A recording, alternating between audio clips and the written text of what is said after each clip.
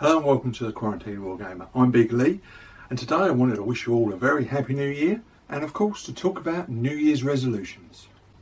So this is a time of year when everybody, Wargamers and normal folk alike, tend to make New Year's resolutions. And for us Wargamers, we'll often plaster our promises to ourselves on our blogs and other social media. But how much of that actually ends up coming to pass?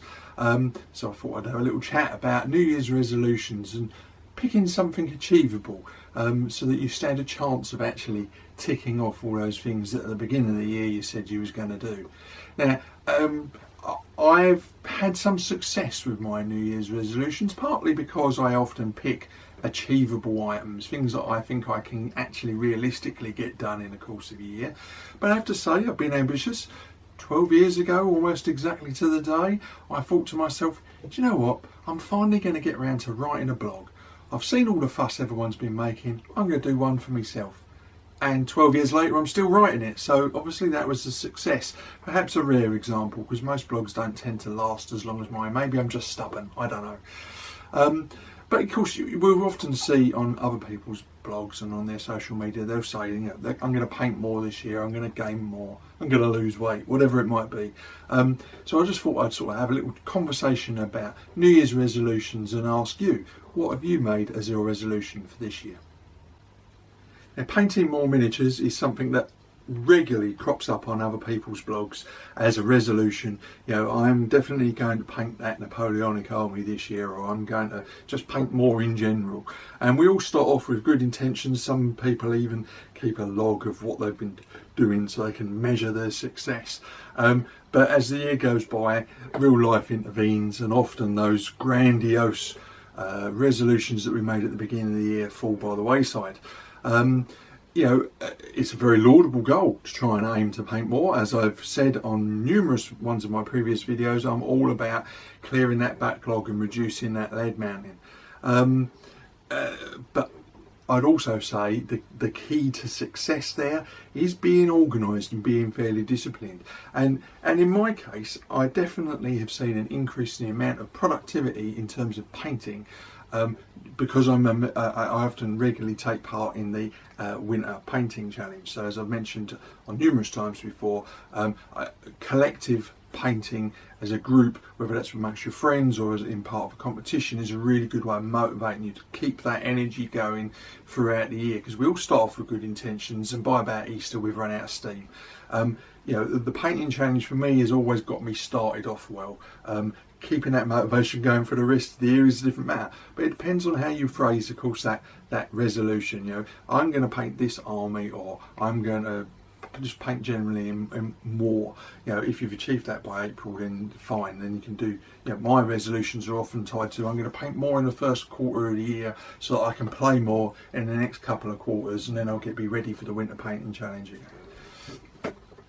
Another regular one that crops up is I'm going to play more games. Now, obviously, the last year has seen normal club activity written off in a lot of cases. You know, some clubs were open very briefly, some may be open under very strict conditions.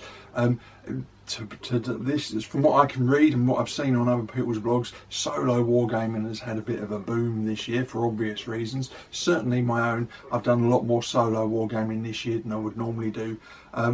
And I'm sure that's replicated a lot across a lot of gamers, because frankly, it's for most of the year it's been all we've been able to do. So, you know, having a resolution to play more games is a laudable one, especially after the year we've just had. And in my particular case, I'm going to be resolving that I'm going to play more solo games. So I always keep a log actually of all the games that I've played. It's not very many really. When I actually look at it, I might get 14 or 15 games in the course of a year.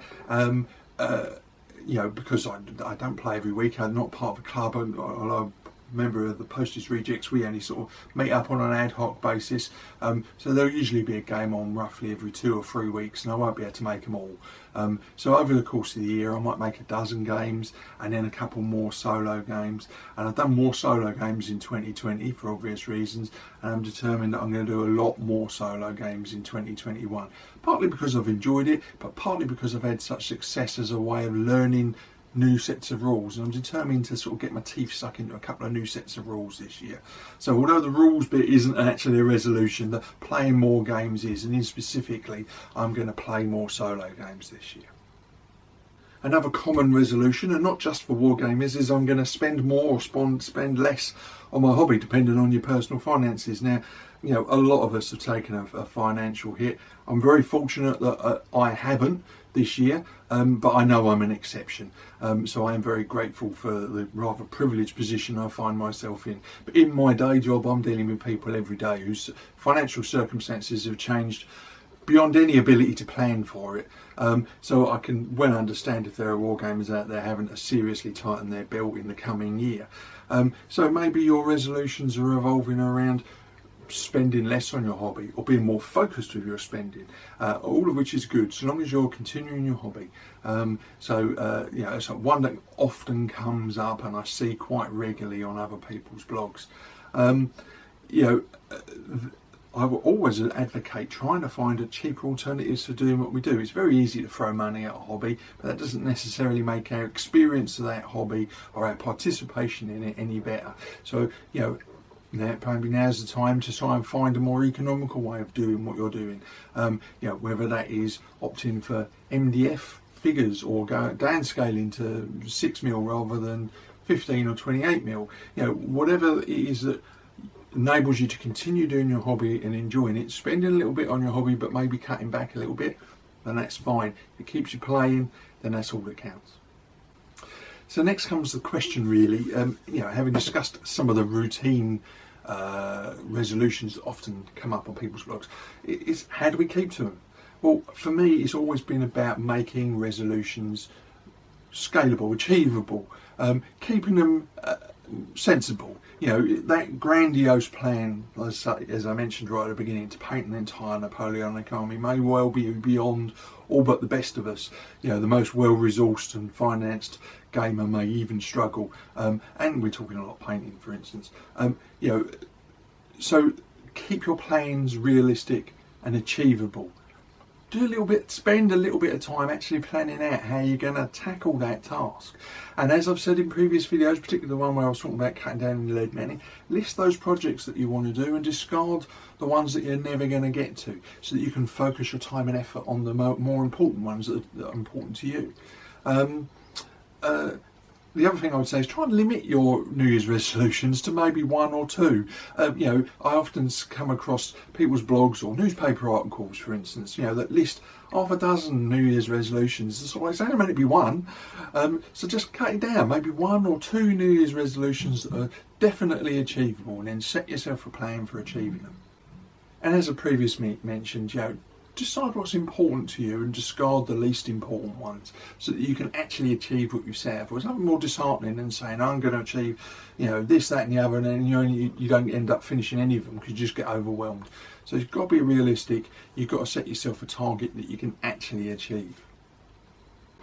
Another important way to succeed is to give yourself some flexible success criteria so that you can still claim a win when you get to the end. So as already hinted at, my resolutions this year are going to be very simple. Game more. I'm going to play more solo games, and as I said, I do keep a log, so it'll be easy for me to record whether I do more solo games. And I'm going to play a wider variety of those solo games because I've got a room now. Obviously I've had that for a year, and I did get a lot more solo games in last year than I did in previous years, and I'm determined to try and build on that and do a bit more of that.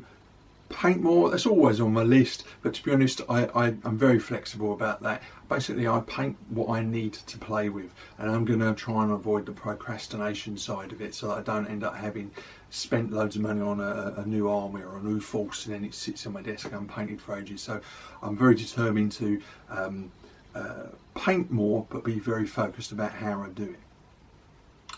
And then I've already broken one of my rules about only keeping to one or two resolutions here. I want to write more. I'm going to spend a lot more time writing for the blog, writing for scripts for YouTube, and just generally trying to get some more written stuff down, because I do enjoy it, even if it is like trying to squeeze blood out of a stone sometimes. I do enjoy it, so I'm going to try and do a lot more of that this year. Get my thoughts and ideas down on paper, get some scripts written so that I can then make more videos. So I'd love to hear what your New Year's resolutions are. You know, have you picked something of those 3 that I mentioned earlier, or have you got something that's unusual, perhaps unique to yourself? Have you had any notable successes with your resolutions in the past, or even better, notable failures, because you learn more from them than you do from the successes, I find. So, you know, please share your stories in the comments section below, or over on my blog, Big Lee's Miniature Adventures.